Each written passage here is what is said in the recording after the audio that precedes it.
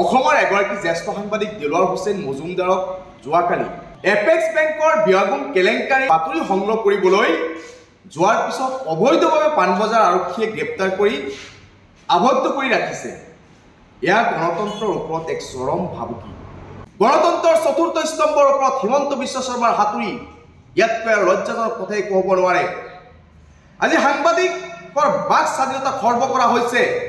সাংবাদিকে দুৰ্নীতিৰ বিৰুদ্ধে নিউজ কৰিবলৈ যোৱাৰ পিছত অবৈধভাৱে অনৈতিকভাৱে তেওঁক গ্ৰেপ্তাৰ কৰি আবদ্ধ কৰি ৰখা হৈছে, য'ত সাংবাদিকৰ পত্নীয়ে 11টা বজাত তেওঁৰ বেমাৰৰ ঔষধ দিবলৈ যোৱাতেও তেখেতক পত্নীক লগ কৰিবলৈ দিয়া নাই।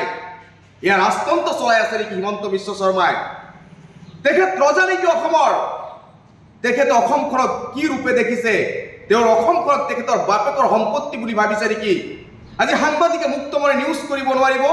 সাংবাদিকৰ বা অসমৰ জনগণৰ বাক স্বাধীনতা তেওঁ খৰ্ব কৰি কোনোবাই যদি দুৰ্নীতিৰ বিৰুদ্ধে মাত মাতে তেখেতক অবৈধভাৱে গ্ৰেপ্তাৰ কৰি জেল হাজতলৈ প্ৰেৰণ কৰে, এনেকুৱা ভণ্ডামী হিমন্ত বিশ্ব শৰ্মাক পৰৱৰ্তী দিনত কৰিবলৈ বন্ধ কৰাৰ কাৰণে আহ্বান জনাইছোঁ।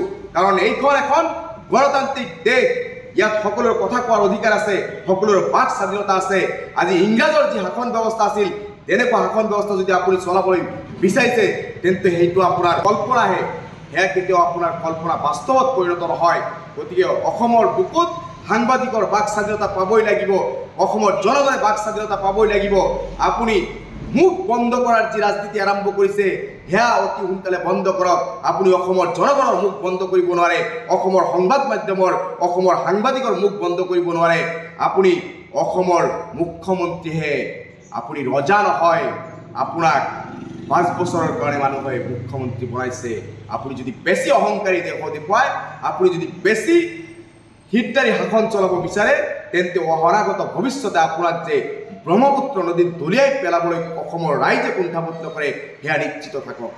অসমৰ এগৰাকী জ্যেষ্ঠ সাংবাদিক দেলোৱাৰ হুছেইন মজুমদাৰক যোৱাকালি এপেক্স বেংকৰ ব্যয়গুণ কেলেংকাৰী বাতৰি সংগ্ৰহ কৰিবলৈ যোৱাৰ পিছত অবৈধভাৱে পাণবজাৰ আৰক্ষীয়ে গ্ৰেপ্তাৰ কৰি আবদ্ধ কৰি ৰাখিছে। ইয়াৰ গণতন্ত্ৰৰ ওপৰত এক চৰম ভাবুকি। গণতন্ত্ৰৰ চতুৰ্থ স্তম্ভৰ ওপৰত হিমন্ত বিশ্ব শৰ্মাৰ হাতুৰি ইয়াতকৈ আৰু লজ্জাজনক কথাই ক'ব নোৱাৰে। আজি সাংবাদিকৰ বাক স্বাধীনতা খৰ্ব কৰা হৈছে। সাংবাদিকে দুৰ্নীতিৰ বিৰুদ্ধে নিউজ কৰিবলৈ যোৱাৰ পিছত অবৈধভাৱে অনৈতিকভাৱে তেওঁক গ্ৰেপ্তাৰ কৰি আবদ্ধ কৰি ৰখা হৈছে, য'ত সাংবাদিকৰ পত্নীয়ে 11টা বজাত তেওঁৰ বেমাৰৰ ঔষধ দিবলৈ যোৱাতেও তেখেতক পত্নীক লগ কৰিবলৈ দিয়া নাই। ইয়াৰ ৰাজতন্ত্ৰ চলাই আছে নেকি হিমন্ত বিশ্ব শৰ্মাই? তেখেত ৰজা নেকি অসমৰ? তেখেতে অসমখনক কি ৰূপে দেখিছে? তেওঁৰ অসমখনক তেখেতৰ বাপেকৰ সম্পত্তি বুলি ভাবিছে নেকি? আজি সাংবাদিকে মুক্তমনে নিউজ কৰিব নোৱাৰিব? সাংবাদিকৰ বা অসমৰ জনগণৰ বাক স্বাধীনতা তেওঁ খৰ্ব কৰি কোনোবাই যদি দুৰ্নীতিৰ বিৰুদ্ধে মাত মাতে তেখেতক অবৈধভাৱে গ্ৰেপ্তাৰ কৰি জেল হাজতলৈ প্ৰেৰণ কৰে, এনেকুৱা ভণ্ডামী হিমন্ত বিশ্ব শৰ্মাক পৰৱৰ্তী দিনত কৰিবলৈ বন্ধ কৰাৰ কাৰণে আহ্বান জনাইছোঁ। কাৰণ এইখন এখন গণতান্ত্ৰিক দেশ, ইয়াত সকলোৰে কথা কোৱাৰ অধিকাৰ আছে, সকলোৰে বাক স্বাধীনতা আছে। আজি ইংৰাজৰ যি শাসন ব্যৱস্থা আছিল, তেনেকুৱা শাসন ব্যৱস্থা যদি আপুনি চলাবলৈ বিচাৰিছে তেন্তে সেইটো আপোনাৰ কল্পনাহে, সেয়া কেতিয়াও আপোনাৰ কল্পনা বাস্তৱত পৰিণত নহয়।